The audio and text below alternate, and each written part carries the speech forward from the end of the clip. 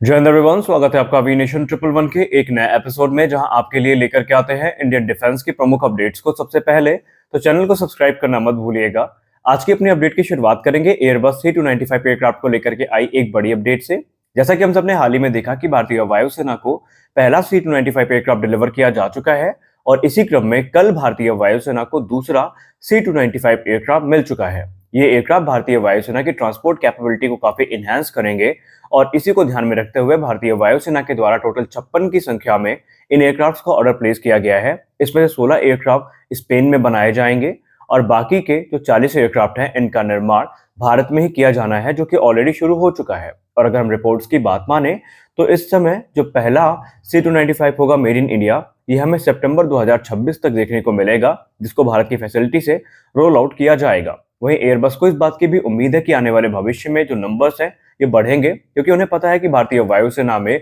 अभी भी काफी पुराने जो ट्रांसपोर्ट एयरक्राफ्ट कार्यरत हैं, जिन्हें भारतीय वायुसेना को रिप्लेस करना है। और इसी के मद्देनजर इस समय जो एयरबस है वो एडिशनल ऑर्डर को एक्सपेक्ट कर रही है। हमारी अगली बड़ी update Defence Research and Development Organisation से आ रही है। Defence Research and Development Organisation के द्वारा हाल ही में कुछ फ्रेश टेंडर इशू किए गए हैं, जो कि इस तरफ इशारा कर रहे हैं कि जो DRDO है ये रुद्रम 3 मिसाइल के इंटीग्रेशन को लेकर के तैयारियां पूरी कर चुकी है और इसके लिए बाकायदा जो टेंडर है ये इशू कर दिए गए हैं, जहां पर सुखोई 30 MKI फाइटर एयरक्राफ्ट में इनके इंटीग्रेशन की बात की गई है।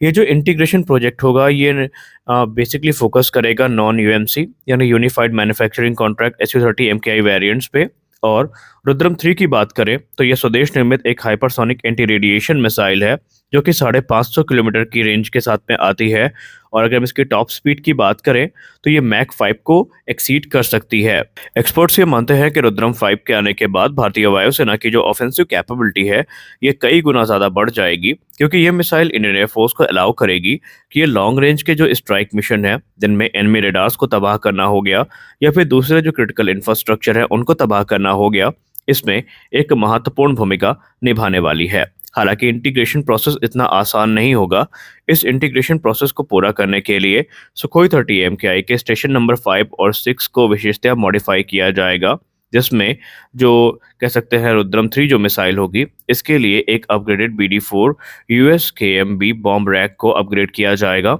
और उसमें इस मिसाइल को इंटीग्रेट किया जाएगा। इसके सीमलेस ऑपरेशन को सुनिश्चित करने के लिए जो सुखोई 30 MKI फाइटर एयरक्राफ्ट है इसके मिशन कंप्यूटर में भी कुछ बदलाव किए जाएंगे, जिसके बाद ये जो मिसाइल है इसको काफ़ी आसानी के साथ ऑपरेट किया जा सकेगा। आपको बताते चले कि रुद्रम 2 और रुद्रम 3 के 2 अलग अलग वेरिएंट देखने को मिलेंगे, जिनमें क्रमशः एक एंटी रेडिएशन मिसाइल वेरिएंट होगा दोनों मिसाइल का, और दूसरा जो वेरिएंट होगा ये एक ग्राउंड मिसाइल का होगा, यानी ग्राउंड अटैक मिसाइल का होगा, जो कि एनिमी के इंफ्रास्ट्रक्चर को तबाह करने के काम में आएंगी। तो अब हम ये कह सकते हैं कि जो इंटीग्रेशन वर्क है ये ऑफिशियली शुरू हो चुका है। हमारी अगली बड़ी अपडेट आ रही है हिंदुस्तान एरोनॉटिक्स लिमिटेड की नासिक डिवीजन से, जहां पर सुखोई 30 MKI को लेकर के एक बड़ी रिपोर्ट सामने रखी गई है। इंडियन एयरफोर्स जो कि एडिशनल 12 की संख्या में सुखोई 30 MKI फाइटर जेट्स को खरीदना चाहती है। इसी क्रम में हमें हिंदुस्तान एरोनॉटिक्स लिमिटेड की नासिक डिवीजन में एक बड़ी हलचल देखने को मिली है, जहां पर सुखोई 30 MKI के प्रोडक्शन को एक बार फिर से शुरू करने की तैयारियों की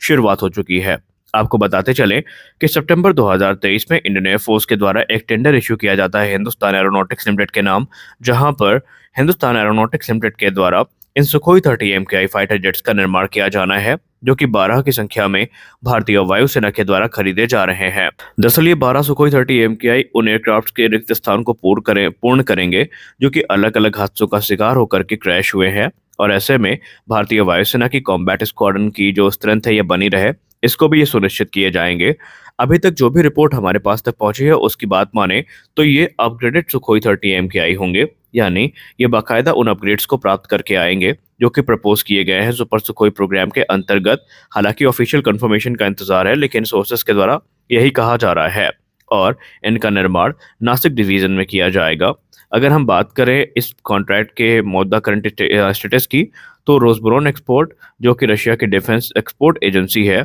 ये इस समय ऑफर और प्राइसिंग डिटेल्स को फाइनलाइज कर रही है इंडियन अथॉरिटीज के साथ मिलकर के। इन सारी चीज़ों के पूरा होने के बाद इन एयरक्राफ्ट्स का निर्माण भारत में किया जाएगा, जिसके लिए जो क्रिटिकल सिस्टम और कंपोनेंट्स हैं ये भारत में ही सप्लाई किए जाएंगे, जिसमें रॉ मटेरियल्स भी शामिल है जो कि सुखोई 30 MKI के निर्माण के लिए ज़रूरी होते हैं। आपको बताते चलें कि सुखोई 30 MKI की जो मैन्युफैक्चरिंग है, इसको लेकर के ये कहा जा रहा है कि ये 2025 के अंत तक शुरू हो जाएगी और उसके बाद चरणबद्ध तरीके से ये कार्य होता रहेगा। नासिक डिवीजन के कंधों पर सुखोई 30 MKI को सुपर सुखोई स्टैंडर्ड में अपग्रेड करने की भी जिम्मेदारी दी गई है। जैसा कि हमने लास्ट डिफेंस न्यूज की वीडियो में आपसे कहा था कि बहुत जल्दी भारत की एक प्राइवेट कंपनी के द्वारा पहला स्वदेश निर्मित जो बॉम्बर ड्रोन है, इसको अनवील किया जाएगा, जिसका नाम FDW-200B होगा और फाइनली कल वो दिन आ चुका है। इंडियन एयरस्पेस ने इस हिस्टोरिक मोमेंट को विटनेस किया है, जहां पर पहला स्वदेश निर्मित FDW-200B बॉम्बर ड्रोन जो है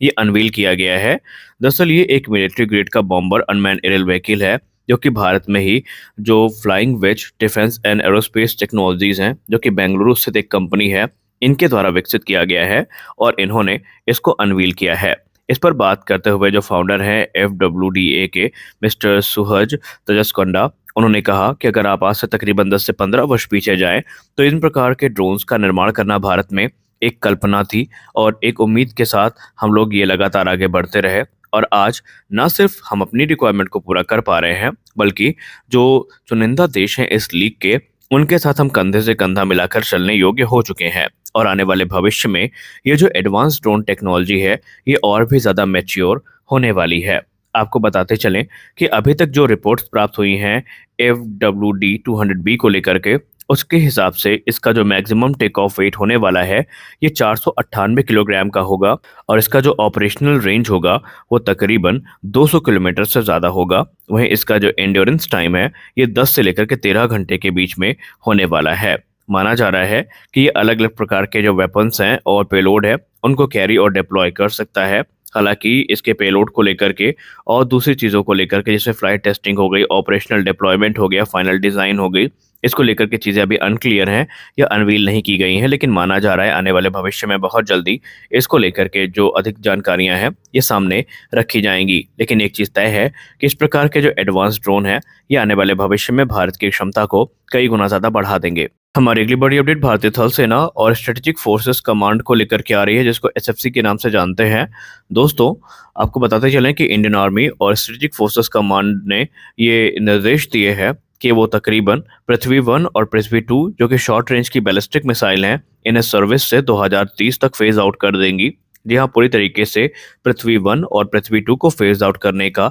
जो निर्णय है ये लिया गया है और इसके पीछे की वजह ये है कि इस समय हमारे पास नेक्स्ट जनरेशन के दूसरे जो सॉल्यूशंस हैं ये उपलब्ध है, जो कि पृथ्वी 1 और पृथ्वी 2 को कम्प्लीटली रिप्लेस कर सकते हैं। तो ऐसे में जो भारतीय थल सेना है और स्ट्रेटेजिक फोर्सेस कमांड है ये इनको रिप्लेस करने के बारे में विचार कर रही हैं। पृथ्वी 1 की अगर हम बात करें तो ये भारत की पहली स्वदेश निर्मित शॉर्ट रेंज की बैलिस्टिक मिसाइल है, जिसकी रेंज 150 किलोमीटर की है और अगर हम पृथ्वी 2 की बात करें तो इसकी रेंज 350 किलोमीटर की है, जिसे 2004 के बाद इंडक्ट किया गया था। तो आज के इस वीडियो में बस इतना ही। मिलते हैं अगले वीडियो में कुछ और अपडेट्स के साथ, तब तक के लिए जय हिंद।